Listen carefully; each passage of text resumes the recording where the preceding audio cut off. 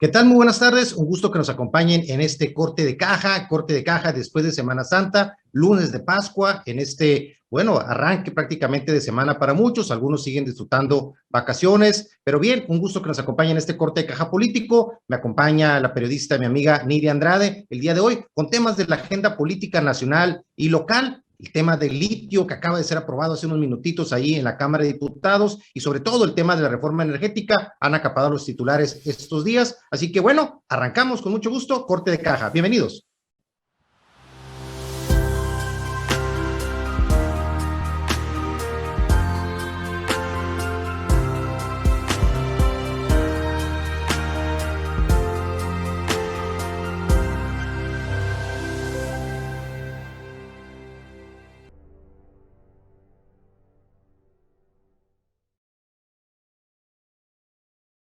Y bien, un gusto que nos acompañen en este corte de caja político, como todos los lunes y los miércoles. Y bueno, le doy la bienvenida y me da mucho gusto saludar a mi amiga, la periodista Nidia Andrade, con quien compartiremos el día de hoy el análisis sobre los temas de la agenda política a nivel nacional y local. ¿Cómo estás, Nidia? Muy buenas tardes. Hola, ¿qué tal, Jesús? Muy buenas tardes. Como siempre, un gusto estar por acá en Corte de Caja. Un saludo a toda la gente que nos sigue a través de redes sociales y pues darles la bienvenida. Esperemos que en verdad hayan pasado una excelente Semana Santa. Acá estamos ya de regreso. Excelente, Nidia. Sí, por prácticamente hay unos días que en los que, bueno, si se sale de la ciudad, o no, pues se disfrutan al final en familia, días de relax, días de poder convivir y disfrutar ahí con toda la familia. Pero bien, bueno, regresamos ya a los temas, pues prácticamente políticos no dejaron descansar, ahora sí que ni Semana Santa, y en plena Semana Santa, en Domingo de Resurrección, bueno, pues se achicharra lo que sería la propuesta de reforma energética del presidente López Obrador. Sin embargo, ahorita se da pues lo que sería una revancha, una aparente revancha con lo que sería la aprobación de lo que sería el dictamen para el tema de la nacionalización del litio. Vamos a tratar esos temas. También lo que sería, también lo que comenta en la mañanera el presidente López Obrador, que buscará que su delfín o lo que sea el candidato que busque sucederlo en el 2024, ahora empiece a pensar en el tema de cómo proteger el petróleo. ¿Cuáles podrían ser las implicaciones de esta línea muy clara que está marcando el presidente sobre un tema también estratégico en la economía de nuestro país? Por otro lado, en la agenda local, ¿cómo fue el saldo? ¿Cuál fue el saldo de los operativos de Semana Santa en todos los municipios? Tanto lo que son ahí los cercanos a la capital del estado, como es pues, los típicos destinos como Bahía Quino, los pueblos, lo que son ahí algunos de las localidades ahí serranas cercanas, San Carlos, Puerto Peñasco. Vamos a platicar de lo que fueron los resultados de esos operativos de Semana Santa y bueno, la nota que siempre desafortunadamente sigue presente a nivel nacional y local, el tema de la violencia, desafortunadamente a pesar de estos días santos, bueno, sigue la violencia, principalmente en este caso focalizado en lo que es el municipio de Cajeme en estos días donde desafortunadamente no pararon los actos de violencia. Pero bueno, si te parece, en este caso, Nidia, arrancamos con lo que sería, pues algunos de los ecos de esta, pues bueno, no aprobación de la propuesta del presidente López Obrador. ¿Cómo vistes en términos generales esta noticia que de alguna u otra forma se anticipaba, dado los jaloneos que se habían dado previamente? Mira, Jesús, a mí me parece que estamos ante un contexto o ante un momento histórico. Si vamos a hacer una recapitulación cuando acabe el sexenio del presidente López Obrador, ese momento que se vivió el día de ayer en San Lázaro, por allá en la Cámara de Diputados, se podría considerar como la primera derrota parlamentaria del presidente. ¿Por qué? Porque sabemos que todo lo relacionado con la reforma energética, la reforma eléctrica, pues es una apuesta, ¿no? Es uno de los temas más importantes que el presidente se puso como objetivo, pues impulsar desde un inicio, ¿no? Por ahí veíamos a los dirigentes de los partidos, sobre todo por ahí veíamos a un Mario Delgado bastante molesto, describiendo además a los diputados de la oposición como traidores y como vendepatrias, ¿no? Porque asegura que votaron contra la soberanía de la República. Se decía también que se iba a hacer circular carteles, ¿no? Con el nombre, la foto y el partido de esos legisladores y legisladoras que votaron en contra de la reforma, ¿no? Y aquí yo quiero hacer, si me permites, Jesús, un paréntesis, ¿no? Porque este discurso también lo trae el presidente. Hay que decir que él también ha calificado como traidores a la patria a quienes no opinan, a quienes no piensan igual que él, y me parece que este discurso, pues si bien es un discurso y hay una libertad de poder expresar, porque en México pues existe la libertad de poder decir lo que pensamos, de pronto podría parecer como un discurso infantil, un discurso poco tolerante, promotor de la confrontación desde mi punto de vista y también un poco peligroso, ¿no? Hay que poner por ahí atención y hay que voltear a ver también a esas otras personas que también del otro lado, pues también le hacen un llamado al presidente, ¿no? Para que le baje un poquito, ¿no? También a este discurso. Y bueno, es parte de lo que se vivió el día de ayer, Jesús. No sé cómo lo viviste, qué fue lo que también viste, ¿no? Sí, claro, por supuesto, Nidia, yo creo que de alguna otra forma es la crónica de una derrota anunciada en todos los sentidos. ¿Por qué? Porque principalmente pues, los diferentes partidos de oposición claramente habían definido ahí que votarían en contra. El presidente de alguna otra forma ya preveía esta posibilidad, estaba contemplada desde todos los ángulos esta opción. Lo que fue el fallo de la Corte de hace también unos días, de alguna otra forma sería pues como parte de lo que compensaría lo que ya se avecinaba en la discusión de la Cámara. Pero ahorita regresando, si le parecen, después de corte, vamos a ver cómo fue ahí el tema de la votación de esta reforma energética, de esta iniciativa que finalmente no pasa. Vamos a ver algunos de lo que serían las votaciones específicas de los partidos políticos sobre la misma. Así que si les parece, vamos a continuar platicando sobre este tema, regresando a este corte. Regresamos aquí en Corte de Caja.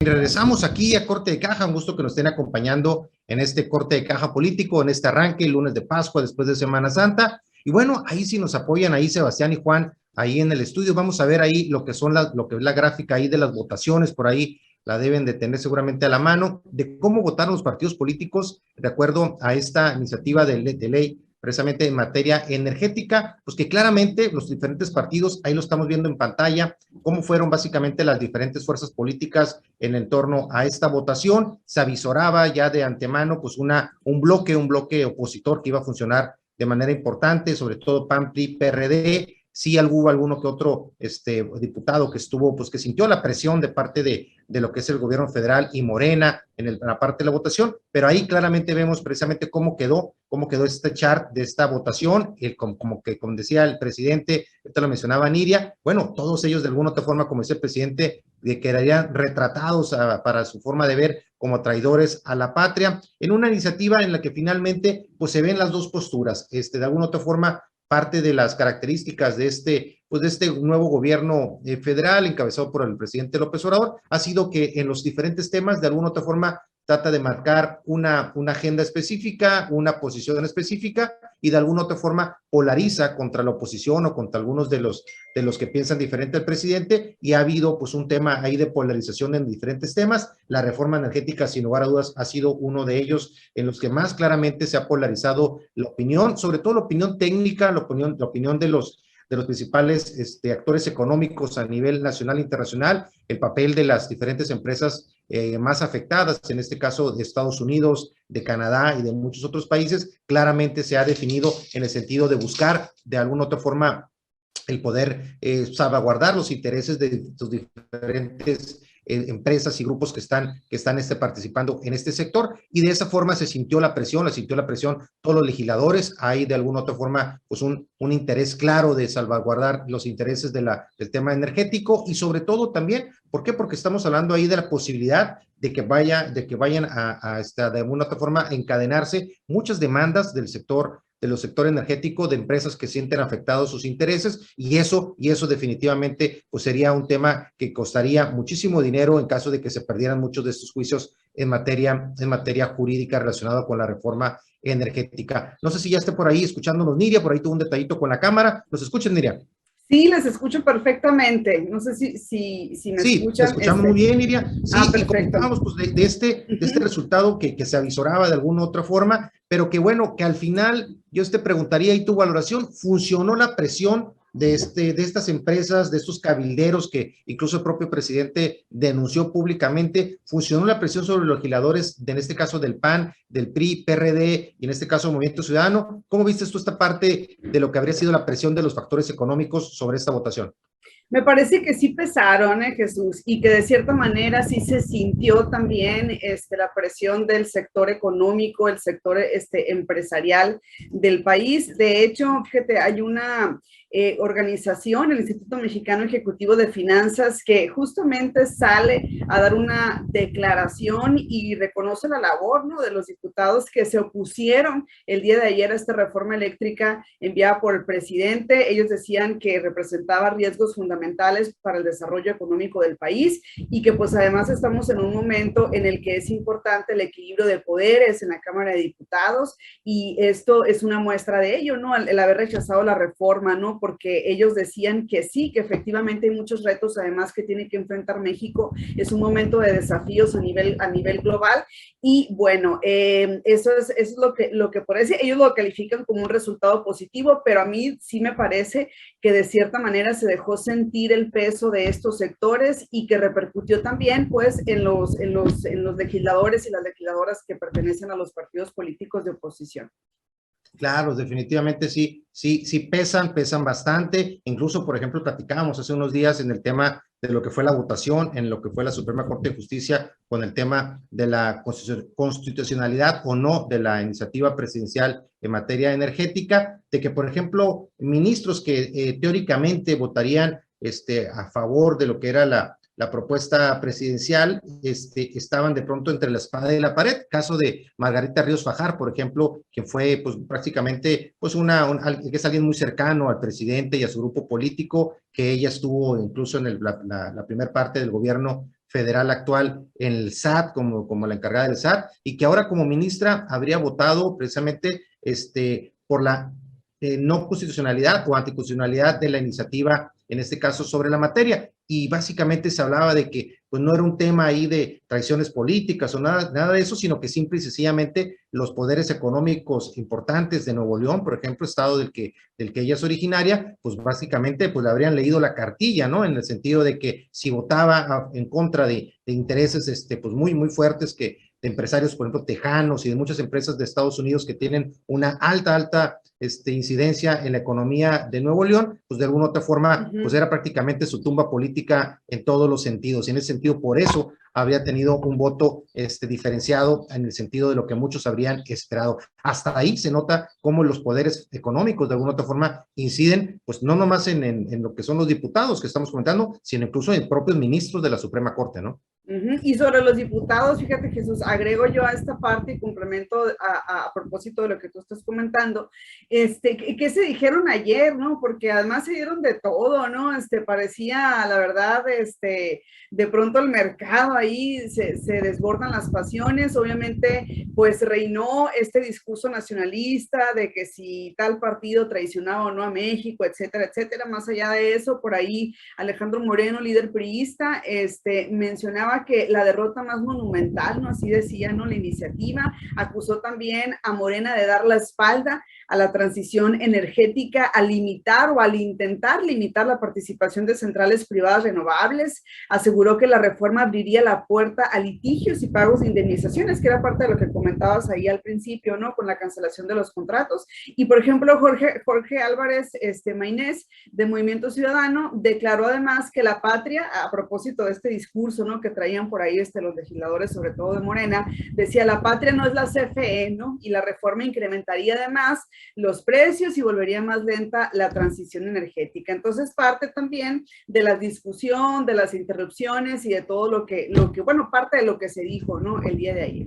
Claro, y que también evidenció, Niria, ahorita vamos a seguir analizando de alguna otra forma, pues lo que son ahí el fuego que pueda haber entre diferentes grupos de poder al interior de propio Morena. Y vemos como críticas importantes, por ejemplo, en este caso de John Ackerman, por ejemplo, de que de manera directa hacia Mario Delgado, presidente de Morena, en la forma en que había operado el tema de la reforma, de la iniciativa de reforma en la Cámara. Entonces, realmente sí hubo temas ahí también de de lo que sería golpeteos internos entre Grupo Morena, y bueno, también declaraciones, unas perlas por ahí también, no sé si ahí en cabina tenga por ahí, ahorita regresando el corte, vamos a ver una de las declaraciones, en este caso de que siempre da de qué hablar, en este caso del diputado Noroña. Pero bueno, vamos a una pausa y ahorita vemos, para que veamos esa perla ahí que se nos aventó nuevamente el diputado Noroña en sentido de la reforma, la iniciativa de reforma en materia eléctrica. Vamos a una pausa y regresamos aquí a Corte de Caja.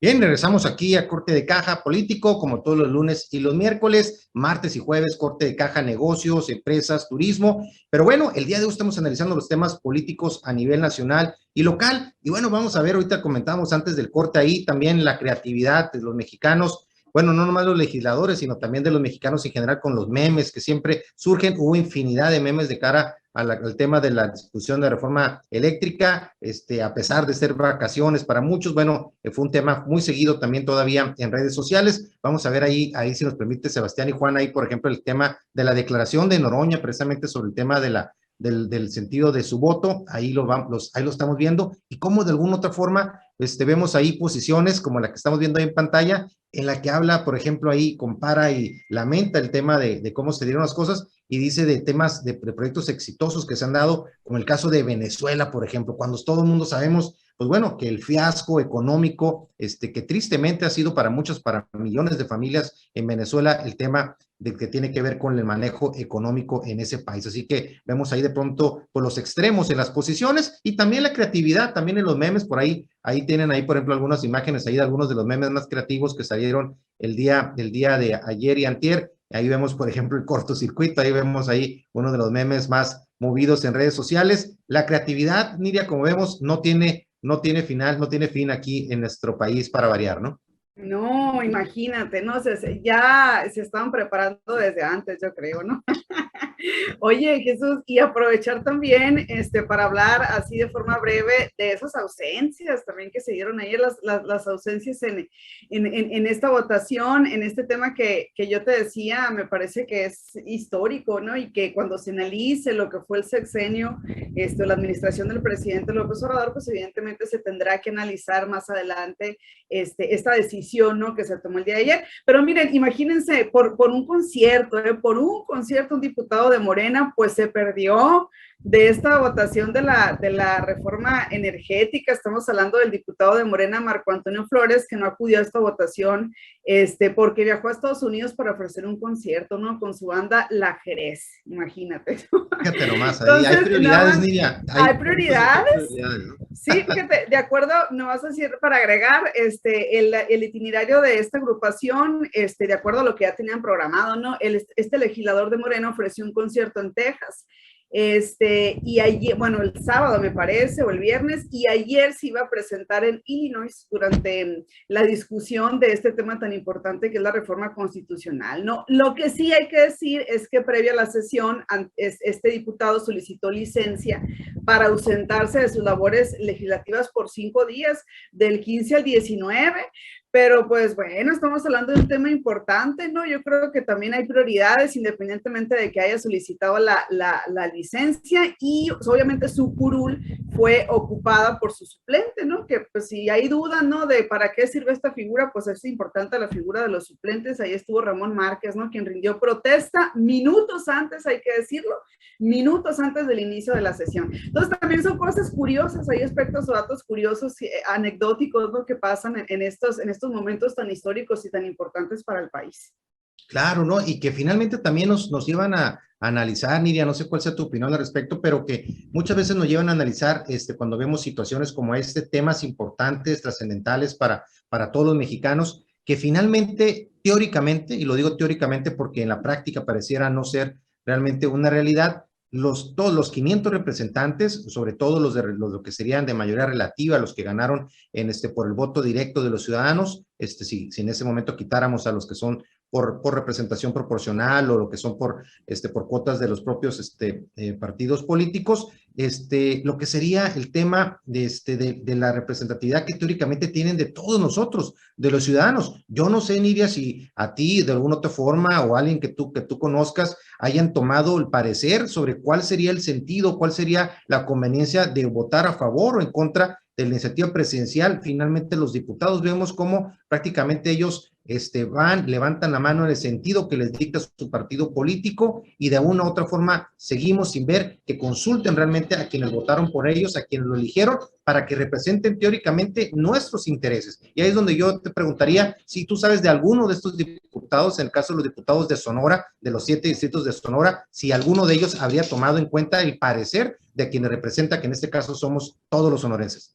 Mira, lo dudo, lo dudo. Lo que sí tengo entendido, Jesús, es que hubo foros informativos sobre este tema, ¿no? La pregunta es si estos foros informativos pues llegaron a la mayor parte de la población para decirles, para socializar este tema, o si se quedó como siempre en esos grupos, ¿no? En donde se mueven por lo general estos temas, ¿no? En estos círculos rojos, en donde a lo mejor pues están los grupos o la cúpula empresarial, el político, medios de comunicación, etcétera, etcétera. A mí me parece que sí se quedaron cortos y que probablemente sí hubiese sido necesaria una mayor discusión y sobre todo información, abrir pues una agenda informativa mucho más amplia sobre la necesidad o no de poder aprobar esta reforma energética. Te lo comparto porque pues de Morena dicen esto, ¿no? Pero en sí por parte de legisladores, ¿no? Que representan este partido, que eran quienes defendían pues esta reforma, me parece que sí, que no hubo por ahí una apropiación, además, me parece, del tema, ¿no? Como para impulsarlo.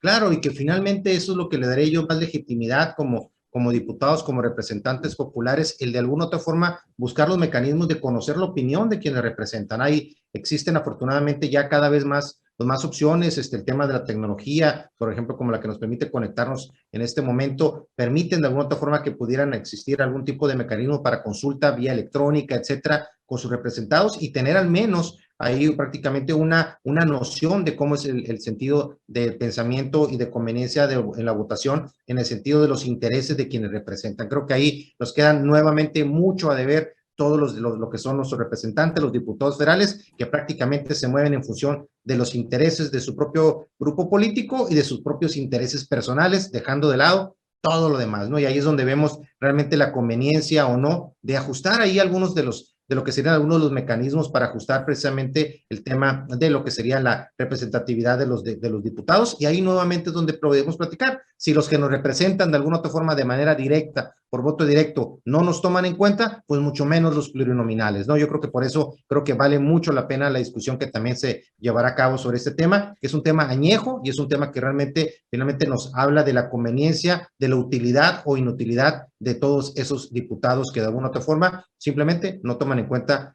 a quienes lo representan, ¿no? A quienes representan. Así que, si te parece, vamos a seguir comentando, Niria, de este tema, y sobre todo ya del tema, vamos a pasar al tema de lo que es, está calientito el tema de la iniciativa en materia de nacionalización de litio, otro enfrentamiento también importante en la Cámara. Vamos a ver cómo resultó esta votación en la que se votó esta importante iniciativa en materia energética. Vamos a una pausa y regresamos aquí a Corte de Caja.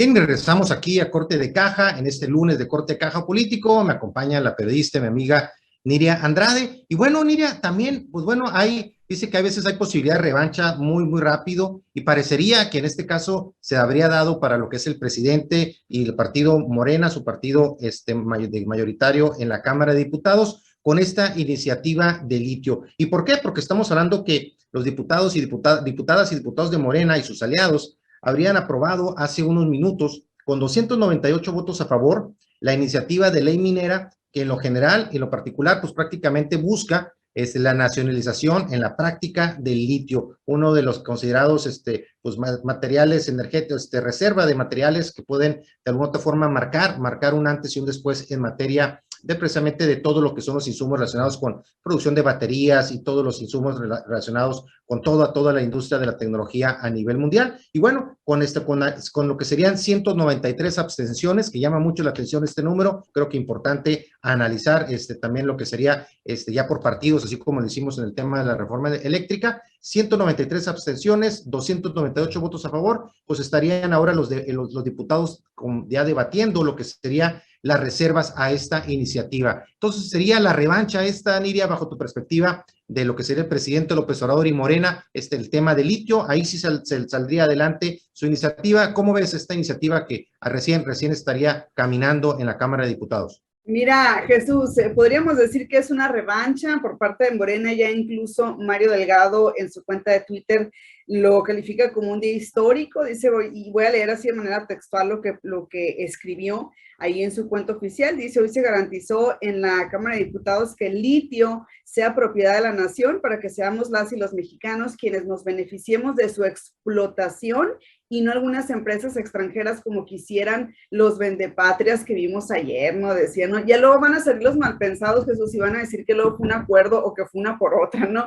Pero sí, lo cierto es que estamos ante un tema bien interesante, ¿no? Nada más para agregar así rapidito la explicación que tú nos compartías ahí al inicio en la explicación del tema, decir que el litio pues es un metal y que tiene excelentes propiedades de conducción de calor y de electricidad, ¿no? Nada más para que es una idea, está en pozos petrolíferos, en agua de mar, en algunos campos geotermales y sirve obviamente es necesaria para la fabricación de computadoras, teléfonos, todos los dispositivos digitales, nomás para que las baterías recargables, los teléfonos móviles, las cámaras, vehículos eléctricos. Entonces, imagínense el potencial y lo importante, ¿no? Y actualmente, pues Australia, ya si nos vamos ya un punto más global, es el mayor productor de litio, ¿no? Son 3 empresas australianas, me parece, las que dominan el suministro. Chile, por ejemplo, sería el segundo productor de litio y México, pues que ahí va también, ¿no? Hasta la fecha están en etapa de exploración en Zacatecas, San Luis Potosí, Baja California y sabemos que acá en Sonora también, ¿no? Entonces hay una fuerte demanda de este metal, esto ha hecho que su precio se incremente a nivel global y además porque pues, se dice que hay una escasez, o sea, es decir, los yacimientos pues están muy específicos, ¿no? Pero no es como que abunden, ¿no? Por eso representa también el litio grandes ganancias considerables para los países que cuentan con este mineral. El presidente lo puso sobre la mesa desde un principio y desde un inicio, recordarás tú, Jesús, dijo, el litio va a ser propiedad de la nación, ¿no? Y era algo que decía, hacía un llamado fuerte desde hace meses el presidente a legisladores a aprobar la nacionalización del litio para que, dice, habrá, y eso es otro tema importante, habrá una empresa que va a explotar, extraer, procesar y vender el litio mexicano. ¿Qué empresa será entonces? Y si será parecido a lo que ocurre con la luz, por ejemplo, con la Comisión Federal de Electricidad, pues también sería un tema interesante, ¿no, Jesús? Claro, y desde ahorita te adelanto el nombre, Nidia, se va a llamar Amlitio, así es como parece ser, se llamaría esta Okay. nueva empresa del Estado, y hay mucho relacionado con lo que estás comentando, muchos mitos, y alguna información ahí importante que analizar sobre este tema. Es un tema evidentemente político desde el punto de vista de la nacionalización, es una industria apenas incipiente, apenas en pañales en nuestro país, no hay una industria como tal todavía en nuestro país, solamente estamos hablando de reservas, la principal en este caso fuente o beta que tendríamos aquí en nuestro país estaría en Sonora precisamente, de ahí la trascendencia que podría tener para Sonora esta posibilidad, y en este caso será positivo, será negativo esta nacionalización. Vamos a analizar algunos hechos precisamente sobre este tema regresando del corte, así que siga con nosotros, estamos en Corte de Caja. Bien, regresamos aquí a Corte de Caja, un gusto que nos estén acompañando, como siempre, invitarlos a que puedan ahí seguirnos a través de las redes sociales de Corte de Caja, a través de Facebook, Instagram, también de Twitter, en el portal cortedecaja.com, donde de alguna otra forma siempre estamos pendientes de sus comentarios sobre los diferentes temas que tratamos aquí en Corte de Caja TV, señal que se transmite además de Corte de Caja TV y las diferentes redes sociales de Corte de Caja, que se origina a través de TV de Primera Plana, desde la ciudad de Hermosillo, Sonora. Estamos en este momento conectados vía Zoom, aquí a través directamente desde Guaymas, en este caso de San Carlos, Nidia también ahí conectada y siempre pendientes de los temas más importantes de la materia política como el día de hoy. Nidia, algunos de los mitos de lo que se ha platicado sobre el tema del litio tiene que ver con el tema que comentamos antes del corte, de que realmente en el caso de México solamente estamos hablando de reservas de litio, no existe una industria como tal. La posibilidad de que se convierta en nuestra industria como tal está delimitada también de la capacidad de inversión que pueda haber en esta industria. Normalmente, mucha de la tecnología relacionada con la explotación de fuentes de alguna otra forma importantes de minería, como en el caso de litio, está relacionada con empresas con alta capacidad tecnológica y de inversión, empresas que la mayoría de ellas son del extranjero, canadienses, muchas de ellas, y que en este caso la duda será que en este caso, si llega precisamente a quedar en firme esta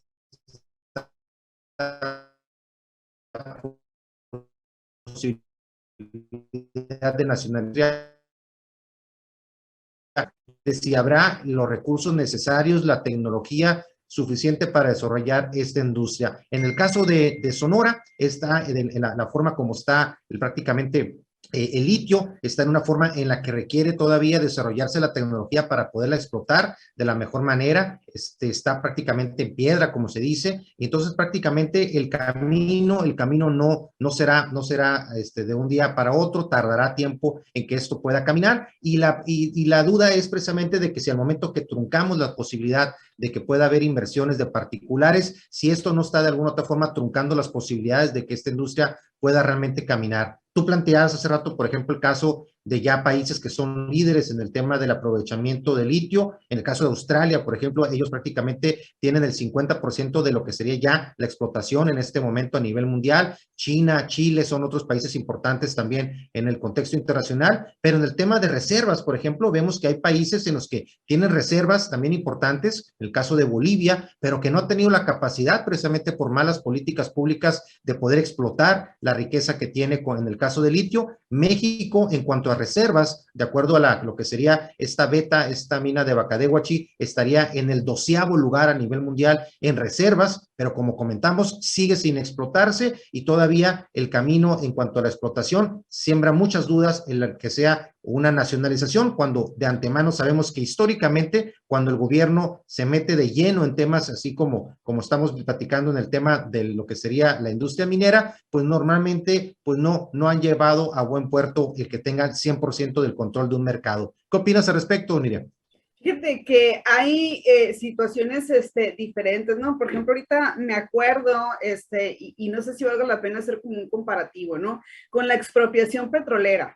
Por ejemplo, en nuestro país, recordaremos por allá, en 1938, sale el presidente en ese entonces, el general, ¿no? Porque en ese tiempo pues eran generales, ¿no? Los presidentes, Lázaro Cárdenas expidió este decreto de la expropiación petrolera, el cual pues consistió básicamente en que de forma legal ya nuestro país, el petróleo, pues pasaría a manos del país, ¿no? Eran 17 compañías más o menos las que en ese momento, compañías extranjeras además, que ya explotaban el recurso. Entonces yo hago un paréntesis, tenían el control además estas industrias del petróleo, y lo digo porque la situación en ese tiempo era diferente. Si ya la explotaban, quiere decir que ya estaba establecida una industria como tal, y acá si nos referimos al caso del litio, pues sería prácticamente partir desde cero. O sea, me parece que el reto, si hacemos un comparativo, aunque los tiempos pues son distintos, la tecnología y todo lo que ustedes quieran es distinto,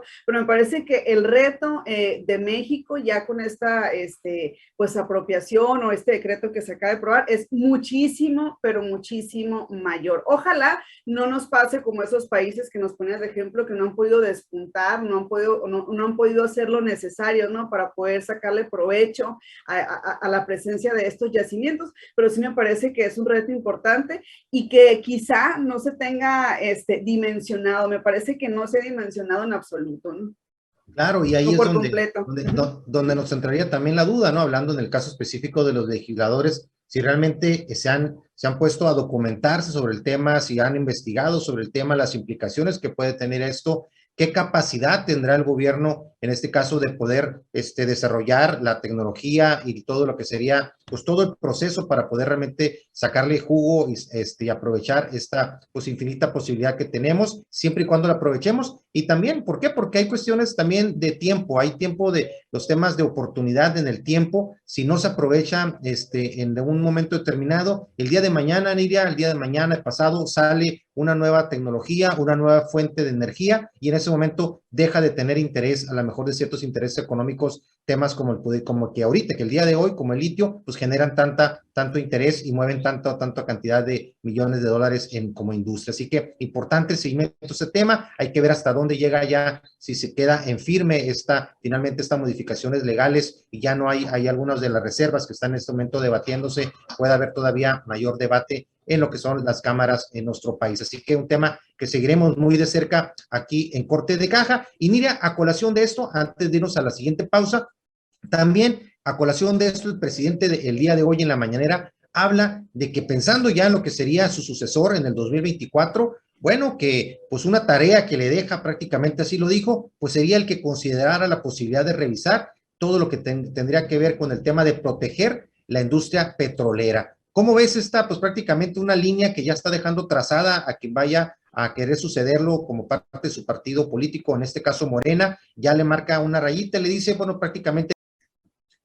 Bien, regresamos aquí a Corte de Caja, un gusto que nos sigan acompañando en este Corte de Caja político arranque semana, un detalle técnico por ahí, nos cortó ahí el segmento pasado ahí que estábamos platicando con la periodista, mi amiga Niria Andrade. Y Niria, bueno, cambiando de tema, ya pasando a la agenda local, está el tema de los operativos de Semana Santa. Ahí se habla ya de algunos de los saldos, precisamente de la cantidad de visitantes o de turistas que estuvieron en movimiento, el saldo también que hubo en algunos de estos operativos. Platícanos ahí, tú que estuviste ahí en Hermosillo, lo que pudiste ahí constatar del saldo de estos operativos especiales de Semana Santa que coordinan pues autoridades federales, estatales y municipales. ¿Cuál sería tu valoración inicial, Miriam?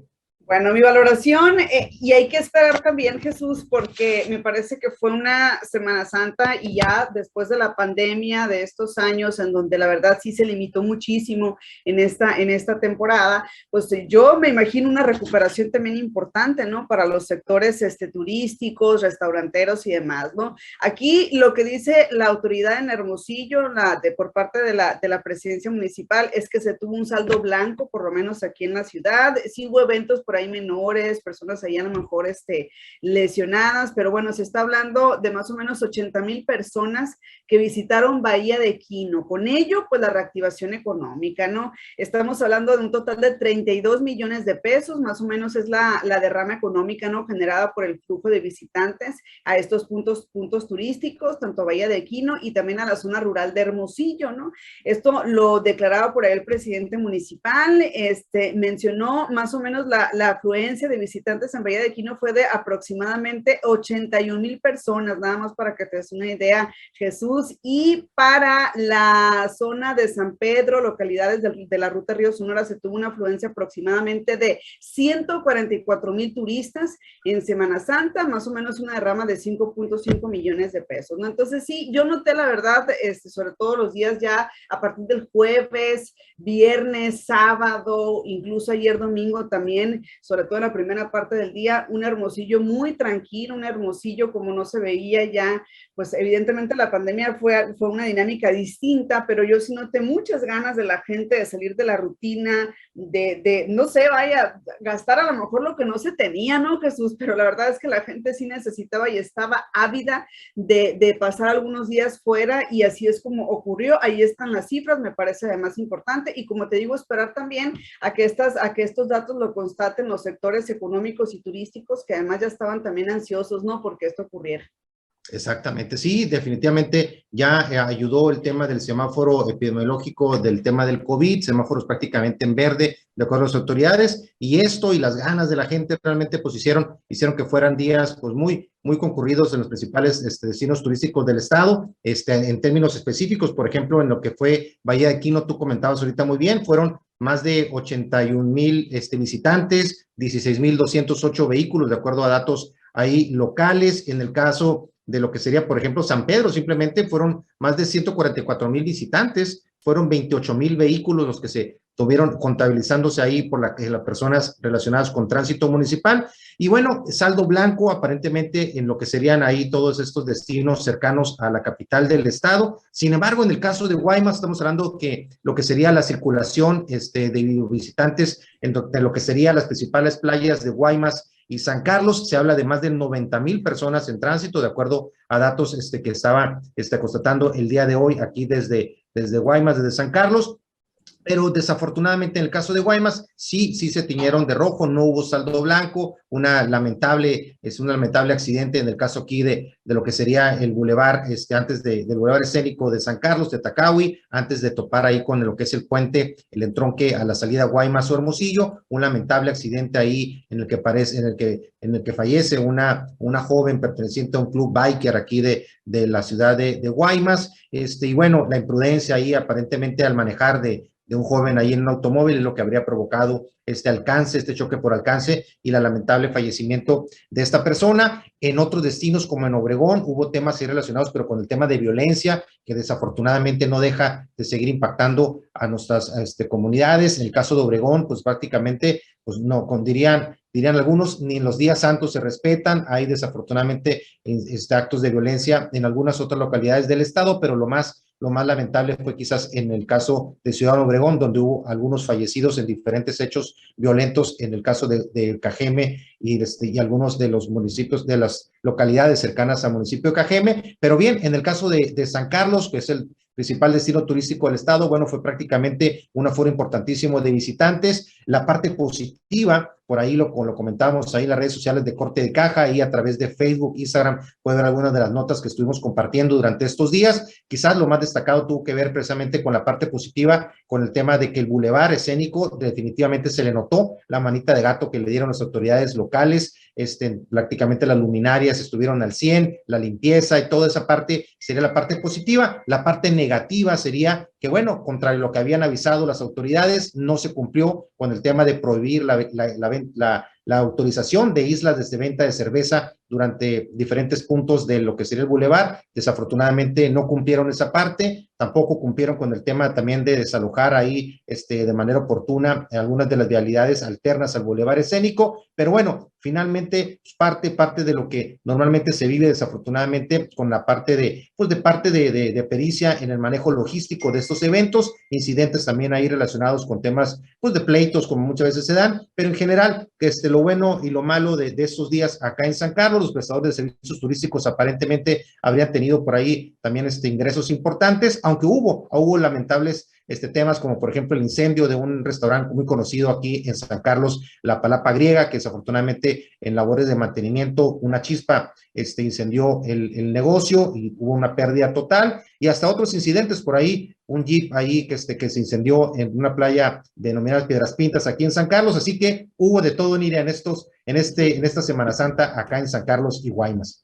Oye, sí, fíjate, Jesús, y sabes que estaba recordando también, yo creo que valdría la pena nada más analizar, en otros años, en años anteriores, incluso en administraciones anteriores, tanto locales como estatales, yo veía que había una mayor presencia de campañas también para concientizar, para hacer conciencia, sobre todo entre la población joven, ¿no? Que todavía en estos días hay que recordar que no se ha acabado, ¿no? O sea, en estos días también la población joven, las y los jóvenes, pues tienden también a quizá tomarla, porque en muchos casos todavía siguen de vacaciones y la siguen utilizando para ir a estos puntos turísticos, ¿no? Entonces yo creo que no bajar la guardia también por parte de las autoridades, las mismas personas que tengan esta posibilidad de cuidarse mucho, pero sí me parece que es importante no olvidar que las campañas pues juegan un papel primordial, ¿no? A la hora de hacer conciencia, y que van muy, pero muy de la mano junto con estos operativos, ¿no? Que se hacen sobre todo en estas carreteras que colindan o que conectan a estas ciudades con estas playas o con estas áreas rurales, ¿no? De las diferentes ciudades. A mí me parece que sí